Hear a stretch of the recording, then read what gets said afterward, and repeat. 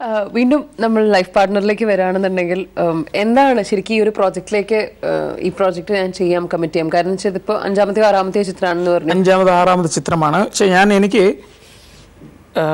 ഒരു ക്യാമറാമാൻ്റെ വിജയം എന്ന് പറഞ്ഞാൽ അത് അവൻ സെലക്ട് ചെയ്യുന്ന സബ്ജക്റ്റാണ് ഇപ്പോൾ ഞാൻ വിചാരിച്ചത് ആദ്യം ഏതോ ഒരു ഇതിനു മുന്നേ വർക്ക് ചെയ്ത പടങ്ങൾ ചിലപ്പോൾ നല്ല സബ്ജക്റ്റൊക്കെ കേട്ട് അങ്ങനെ ഞാൻ വർക്ക് ചെയ്തിരുന്നെങ്കിൽ കുറച്ചും കൂടെ ഇതാവാമായിരുന്നു ഞാൻ വർക്ക് ചെയ്തപ്പോൾ സെലക്ട് ചെയ്ത് വർക്ക് ചെയ്തതാണ് ഇതുപോലത്തെ ഇപ്പോൾ ലൈഫ് പാർട്ട്ണർ ഞാൻ കേട്ട ഒരു തൃപ്തിയുണ്ട് ഡയറക്ടോറിയൽ സൈഡും എനിക്കൊരു നല്ലൊരു ഇതുണ്ടായിരുന്നു അതുപോലെ നല്ല കഥകൾ സെലക്ട് ചെയ്ത് വർക്ക് ചെയ്താൽ ക്യാമറമാൻ കുറച്ചും കൂടെ അപ്പം വിഷ്വലി ഉള്ളൊരു സ്കോപ്പിനെക്കാട്ടിലും ടീമിനാണ് ഇമ്പോർട്ടൻസ് കൊടുക്കുന്നത് തീർച്ചയായിട്ടും ഒരു ക്യാമറാമാൻ അയാൾ എത്രത്തോളം റിസ്ക് എടുത്ത് വർക്ക് ചെയ്ത് കഴിഞ്ഞാലും പടം സബ്ജക്റ്റ് ഇല്ലെങ്കിൽ ക്യാമറമാൻ വാല്യൂ ഇല്ല എത്രയോ പടങ്ങൾ ക്യാമറമാൻ കോടികൾ കൊടുത്തിട്ട് ഇത്ര ലൈറ്റ്സ് ഭയങ്കര സെറ്റായിട്ട് കിടക്കുന്നുണ്ട് പടം ഫ്ലോപ്പാണെങ്കിൽ പോകും അതേ ഒരു ഫ്ലോപ്പ് പടത്തിൽ എത്രയും നമുക്ക് ഹൈ വർക്ക് കൊടുത്തിട്ടും കാര്യമില്ല ഹിറ്റ് മൂവിയിൽ ഒരു ആവറേജ് നമ്മൾ വർക്ക് കൊടുത്താലും ആ ക്യാമറമാൻ അടുത്ത വർക്ക് കിട്ടും അതാണ് സിനിമ അതെ അതെ ആ ക്യാമറ വർക്ക് എത്ര ബോറായാലും പടം വിജയിച്ച പടത്തിന്റെ ക്യാമറമാൻ അങ്ങനത്തെ ഒരു നിയമമാണ് ഉള്ളൂ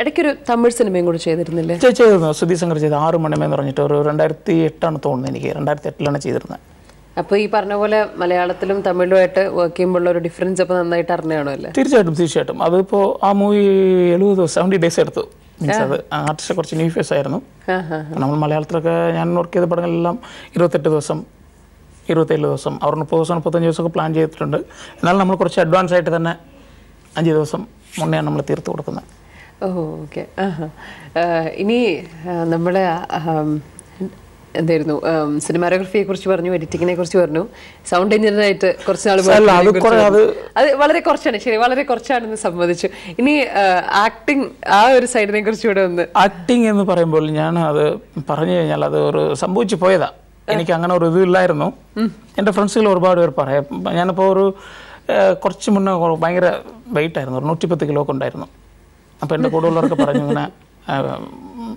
സുധീർ ശങ്കറാണ് പറഞ്ഞത് ഡയറക്ടർ ഇവിടെ എന്ന് വെച്ചാൽ ഞാനൊരു പടം ചെയ്യും ഹീറോ ആക്കിയിട്ട് പടം ചെയ്യുന്നൊക്കെ പറഞ്ഞു അപ്പോൾ അങ്ങനെ അത് എൻ്റെ മനസ്സിൽ അങ്ങനെ ഒരു ഇത് വന്നുപോയി വന്നപ്പോൾ ഞാൻ തന്നെ വെയിറ്റ് കുറച്ച് തുടങ്ങി എന്തായി ഹീറോ ആൾ എന്താണെന്നുള്ള അങ്ങനെ വന്നു പിന്നെ ഒരു പടം ചെയ്തു ചെറിയ പടം ചെയ്തു ഇപ്പോഴും എൻ്റെ ഫ്രണ്ട്സിലൊക്കെ ഇതിൻ്റെ സ്റ്റിൽസ് കണ്ടിട്ട് തമിഴിൽ പറയുന്നുണ്ട് ചെയ്യാമെന്ന് അപ്പോൾ ഞാനിപ്പോൾ മെൻ്റലി അതിന് തയ്യാറായിട്ടില്ല ഒരു 1-2 നല്ല പടങ്ങൾ ക്യാമറ സൈഡ് തെളിയിച്ചിട്ട് നമുക്ക് അങ്ങോട്ട് പോകാമെന്ന് പ്ലാൻ ചെയ്തിരിക്കുന്നു ദൈവം എന്താണാവോ അതിന് വിധിച്ചിട്ടുള്ളതെന്ന് അറിയില്ല ആക്ട് ചെയ്തെന്ന് പറഞ്ഞു ആ ചിത്രത്തിനെ കുറിച്ചും അതിൻ്റെ ഒരു പ്രമേയം ഇല്ല അത് കോവളം ബാക്ക്ഗ്രൗണ്ട് ഒരു എന്താ പറയുക ഗൈഡിന് ബേസ് ആയിട്ടുള്ളൊരു സംഭവമാണ് ഹീറോയിൻ മാഷ പൗറായിരുന്നു അത് അങ്ങനെ ഒരു ഡയറക്റ്റ് ചെയ്ത രാജീവ് ജി ആയിരുന്നു ആർട്ട് ഡയറക്ടർ ആയിരുന്നു പുള്ളി ഡയറക്ടർ ചെയ്തൊരു മൂവിയാണ് ഫുട്ബോൾ ഭ്രാന്തിനെ കുറിച്ച് പറഞ്ഞു ഒരു പക്ഷേ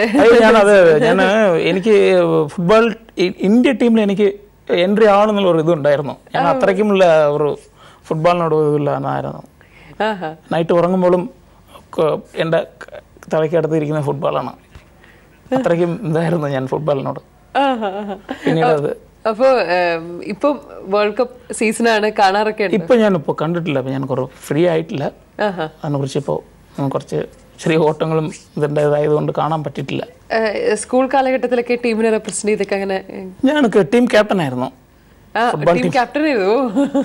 നമ്മുടെ ഡിസ്ട്രിക്ട് സൈഡും ചെറിയൊരു ക്യാപ്റ്റൻ ആയിരുന്നു സെൻട്രൽ ഫോർവേഡാണ് ഞാൻ ഫുട്ബോളിൽ ഈ സ്റ്റേറ്റിനെയൊക്കെ റെപ്രസെന്റ് ചെയ്ത് അങ്ങനെയൊക്കെ കളിച്ചിട്ടുണ്ടോ ഇല്ലല്ല 15 വയസ്സിൽ അങ്ങനെ കഴിക്കാൻ പറ്റുന്നത് അന്ന് ആഗ്രഹങ്ങളൊക്കെ ഉണ്ടായിരുന്നു ഇന്ത്യൻ ടീമിലൊക്കെ വരണമെന്നുള്ള ഒരു ഇത് വരെ ഉണ്ടായിരുന്നു മനസ്സിൽ കേരളത്തിന് വേണ്ടി കളിക്കണം എപ്പോഴെങ്കിലും തോന്നിയിട്ടുണ്ടോ അപ്പോഴൊക്കെ അവിടെ നാട്ടിലല്ലേ ഓക്കെ അപ്പോൾ പിന്നെ ആക്ടിങ് ഒരു സിനിമ ചെയ്തു വെച്ചു സിനിമയുടെ പേര് പറഞ്ഞില്ലേ വൈറ്റ് ആൻഡ് ബ്ലാക്ക് എന്നാണ് വൈറ്റ് ആൻഡ് ബ്ലാക്ക് അത് റീമേക്ക് ചെയ്യാനുള്ള പ്ലാനിങ് ഇങ്ങനെ പറയുന്നു പക്ഷേ എനിക്കത് റീമേക്ക് ചെയ്യണമെന്നുള്ളൊരു ആഗ്രഹമില്ല ചെയ്താൽ നമുക്ക് വേറെ പടങ്ങളെ ചെയ്യുന്നുള്ളൂ ഇനി എല്ലാവരുടെയും സിനിമയിൽ വർക്ക് ചെയ്യുന്നവരുടെ ഒരു വിഭാഗം ആൾക്കാരുടെ മനസ്സിലൊരു സിനിമ ഡയറക്റ്റ് ചെയ്യണമെന്നൊരു ആഗ്രഹം കാണും.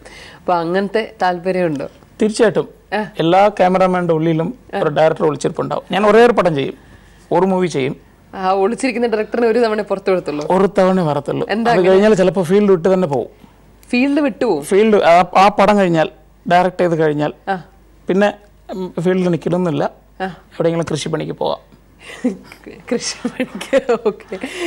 അതങ്ങനത്തെ ഒരു സബ്ജക്റ്റാണ്. മീൻസ് അങ്ങനല്ല, അതോടുകൂടി നമ്മുടെ ഒരു സിനിമ സബ്ജക്ട് എന്താന്ന് പറഞ്ഞില്ല, അതിന്റെ ഒരു ഔട്ട്ലൈൻ പറയാൻ പറ്റും? അയ്യോ, ഇപ്പം ഇങ്ങനെ പറയുന്നത് അത് സബ്ജക്റ്റ് എന്ന് പറഞ്ഞാൽ ഒരു 10,000 years ബാക്ക് ഒരു റിയൽ സ്റ്റോറിയാണ്. അതിനെക്കുറിച്ച് ഒരു 15 വർഷമായിട്ട് ഞാൻ റിസർച്ചിലാണ്.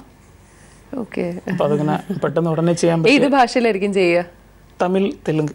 തമിഴ്, തെലുങ്ക്.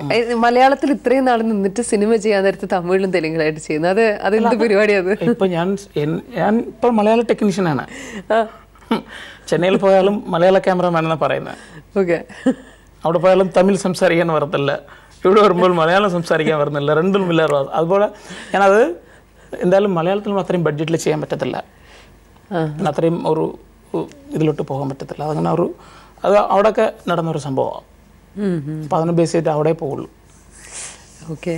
അപ്പോൾ അത് കഴിഞ്ഞിട്ട് ഈ കൃഷിപ്പണിയോടുള്ള താല്പര്യം എന്താ? അല്ല, ഞാൻ പറഞ്ഞതാ. അപ്പോൾ ഞങ്ങൾ നാട്ടിലൊക്കെ കൃഷിയല്ലേ, അതുകൊണ്ട്. ഇപ്പം ഇടയ്ക്ക് അത് മാത്രമല്ല, ഒരു സീരിയൽ പ്രൊഡ്യൂസ് ചെയ്തിരുന്നല്ലേ കൈരളിക്ക് വേണ്ടിയിട്ട്? കൈരളി ചാനലിക്ക് വേണ്ടി ചെയ്തിരുന്നു, ഒരു സീരിയൽ ചെയ്തു. നല്ല രീതിയിലാണ് പോയത്. അത് നല്ല നമ്മൾ ഹൈ ക്വാളിറ്റിയിലാണ് കൊടുത്തിരുന്നത്. പ്രൊഡ്യൂസർ എന്ന നിലയിലുള്ള വർക്ക് ചെയ്യുമ്പോൾ ഒരുപാട് ടെൻഷനുള്ള ഒരു ജോലിയാണല്ലോ. തീർച്ചയായിട്ടും. പക്ഷേ ഞാൻ എല്ലാ ഇതിലും ഞാൻ തന്നെ ക്യാമറ ചെയ്തിരുന്നു. മീൻസ് നമ്മുടെ പ്രോജക്റ്റ് ആയതുകൊണ്ട് നല്ലൊരു ഇത് കൊടുക്കാൻ പറ്റി. നല്ലൊരു നെയിമായിരുന്നു ആ സീരിയലിന്, കാണാൻ മറയത്തെന്ന് പറഞ്ഞിട്ട്.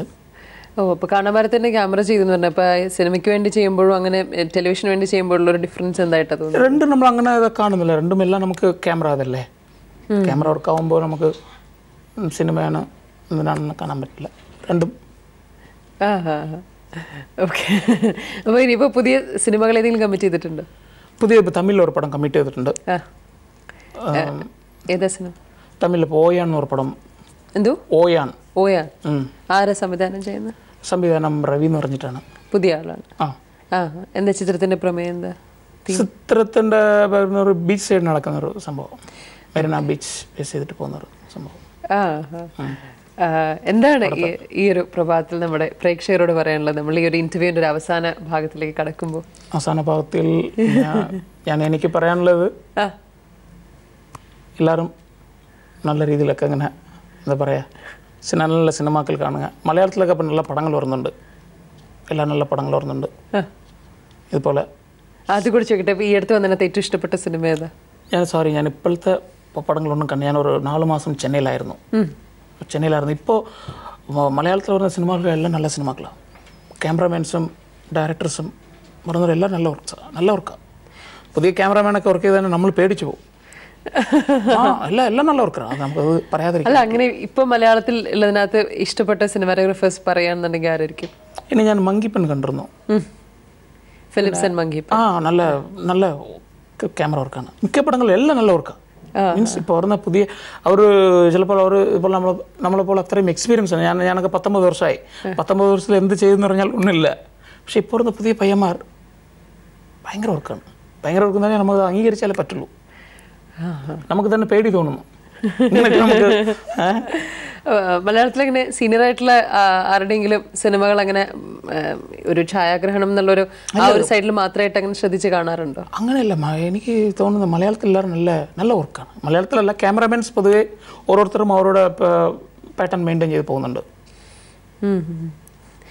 ഏറ്റവും ഇങ്ങനെ ക്യാമറയിലൂടെ നോക്കുമ്പോഴത്തേക്കും കാണാൻ ഏറ്റവും ഇഷ്ടം എന്താണ്? ഇപ്പോൾ ഏതെങ്കിലും പെർട്ടിക്കുലർ കളേഴ്സ് ആണോ, അല്ലെങ്കിൽ ഇപ്പം ചിലപ്പോൾ കടലാണോ കാടാണോ? അങ്ങനെ ബ്ലൂ ലൈക്ക് ചെയ്യുന്ന ആളാണ്. എനിക്ക് ബ്ലൂ ആണ് എൻ്റെ മൈൻഡിൽ. ഈ മൈ ലൈഫ് പാർട്ണർ കാണുമ്പോൾ അതിനകത്ത് ബ്ലൂ കൂടുതലായിട്ട് കാണാൻ പറ്റുമോ? അങ്ങനെയല്ല, ചില ഇതിലൊക്കെ ഉണ്ടാവും ബ്ലൂ, വൈറ്റ്.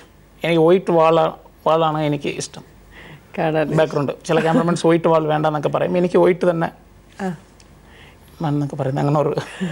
ഓക്കെ, അപ്പോൾ എന്തായാലും ഒരുപാട് സന്തോഷം. ഇനി ആക്ടറായിട്ട് ഉള്ള ചിത്രം എത്രയും വേഗം ഞങ്ങളുടെ മുന്നിലേക്ക് എത്തും എന്ന് കരുതുന്നു. അതുപോലെ തന്നെ സിനിമകളിലും ഡയറക്ടറായിട്ടുള്ള ആ ഒരു വലിയൊരു പ്രോജക്റ്റിന് വേണ്ടിയിട്ടും കാത്തിരിക്കുന്നത്. ക്യാമറക്കാർ വിളിക്കില്ല. ഇനി അത് ഞങ്ങളുടെ ഒരു ആകാംക്ഷ, ഒരു കാത്തിരിപ്പ്, അതിനെക്കുറിച്ച് പറഞ്ഞതേ ഉള്ളൂ. അത് മാത്രമല്ല, സിനിമാറ്റോഗ്രാഫർ എന്ന നിലയിലും ഒരുപാട് സിനിമകൾ ചെയ്യാൻ സാധിക്കട്ടെ എന്ന് ആശംസിക്കുന്നു. ഒരുപാട് നന്ദി ഇത്രയും സമയം ഞങ്ങളോടൊപ്പം സംസാരിച്ചതിന്.